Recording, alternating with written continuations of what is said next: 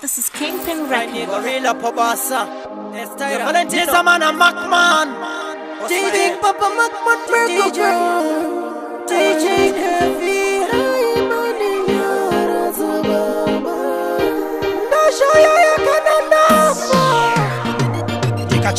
Chema Sakosha Jina kana mumwe anonyaradza Karwara Ngori ndeka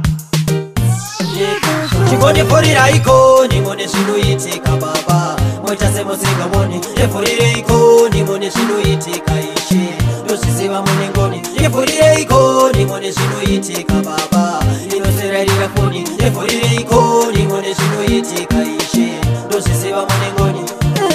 Ndozvifunza sendichichema indini Namoyi inongonyanyira inini Ndodzoka ndakufunga kote kufa kuri nani Hapana kana nganondida inini Shamar dzese dzakanditisa inini Chandoziva zvimbomisa inini Ndimi mega munokwanisa inini Chifura yegone mupurire inini Ndokwidza ndichidzika ndodzika panorema ndobotedza kufema Chinondinetsa kuramba ndichichema Baba chinditswa yenda kuti Chingoni forira iko Nimone zvinoitika baba Moita semusingamoni Efurire iko Nimone zvinoitika ishe Ndozviziva munengoni Efurire iko Nimone zvinoitika baba Inoserarira foni Efurire iko Nimone zvinoitika ishe Ndozviziva munengoni Yo again, wandapokore ndichingotambudzika Ndichine rimwe zuva ini ndichasvika Rima riri kuda kuti ndingotsakatika Nomufunga zvimwe zuva rikufarasika Namo iyo midzi yazodzika Handina kana chinhu chimwe chinobatika